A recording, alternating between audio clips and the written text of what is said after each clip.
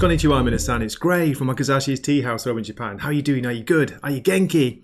Okay, today I've got my short review of Monarch, Legacy of Monsters, focusing on episode 1, but I'll also talk a little bit about episode 2.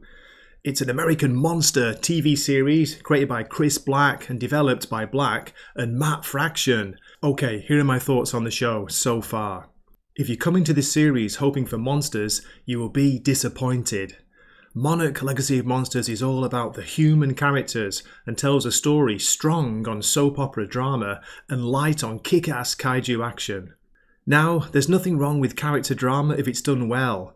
Please see my 2 reviews of Godzilla -1, where I talk about how well they achieve this in the new Toho movie.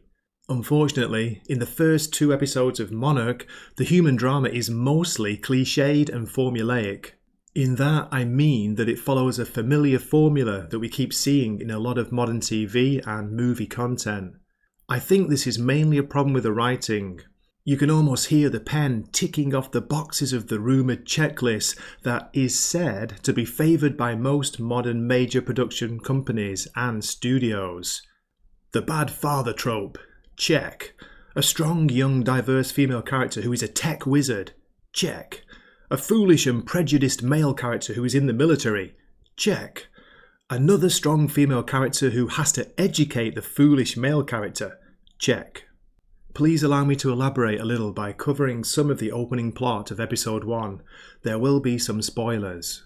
We begin in 1973, my favourite year, with an exciting opening featuring John Goodman, which intersperses some grainy found footage with live action scenes.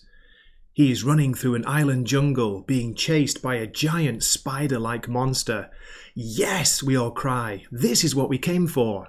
Fearing the worst, he flings his conveniently very waterproofed bag into the sea. The bag is filled with his research and has the Monarch logo stamped on it. The bag is later picked up by a Japanese fishing boat. Next, we join main character Kate with a C, Randa, played by Anna Sawai. She has flown to Tokyo to settle her deceased father's affairs.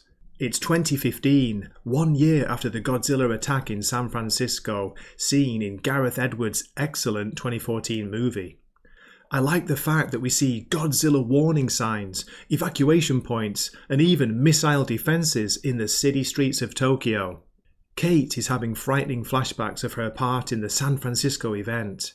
In these flashbacks, we get a little bit of the much-needed Godzilla spectacle, however briefly. It's clear that Kate is still traumatised by the attack, and this theme is continued throughout the episode. Anna Sawai's performance didn't really pull me in though. It's mostly flat until she starts panicking during her flashbacks. Maybe it will improve as the show goes on. Kate has come to Tokyo with a bunch of keys and an apartment address. In the apartment, she finds photos of her father with another family. She also finds the family who are shocked by her appearance.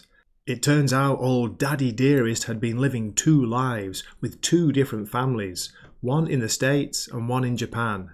Is it too much to ask for a good father character in modern entertainment? Apparently so.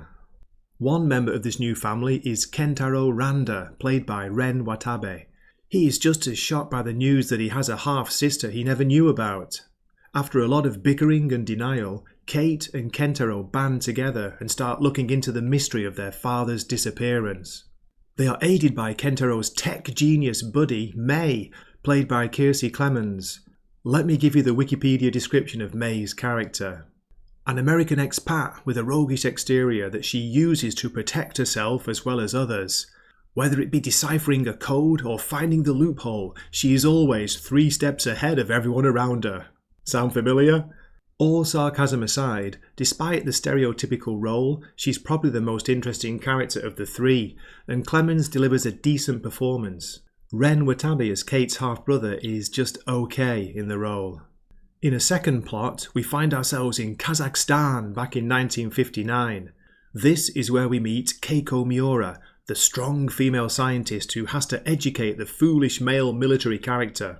His name is Lee Shaw, and he's charismatically played by Wyatt Russell, son of the legend himself. No, not Godzilla. Kurt Russell. Keiko is working with Lee and cryptozoologist Bill Rander, played by Anders Holm. The trio are investigating the possible existence of radiation-eating titans. Their journey takes them to an abandoned and reportedly contaminated power plant, which the locals call a gateway to hell. Inside this wreck of a power plant, they discover what appear to be a number of glowing orange eggs. You can probably guess what happens next. Episode 1 ends on a crazy cliffhanger which annoyingly isn't addressed in Episode 2. I guess we'll have to wait for that continuation in a future episode. In Episode 2, we discover how Keiko, Lee and Bill originally met back in the 1950s.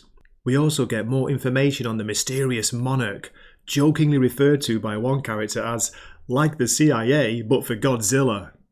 So based on the first 2 episodes, I'm not saying it's terrible, I'm just a little bit disappointed. I thought there'd be more action, I thought it'd be more exciting, a little bit more of a focus on the legacy of monsters, the monsters in the title. But yeah, after having a quick scan at the reviews, it seems that a lot of the critic reviews are giving it pretty high scores, ranging from 9, 8, 7s out of 10s. The lower scores, let me just read from one here. This is from RogerEbert.com, who gives it 50, so 5 out of 10. Every human aspect of Monarch Legacy of Monsters is underdeveloped, as if the writers never came up with enough plot to get from episode to episode, leading to drawn-out dialogue scenes that are virtually impossible to care about. They go on to say that Kurt Russell's charm is a monster all of its own, and he is good in it, but we don't see much of him in the first 2 episodes.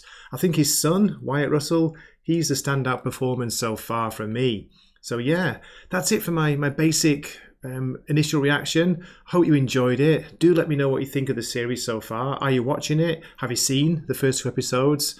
Please leave a comment and let me know. I'd love to hear from you, and I do reply to the comments. Okay.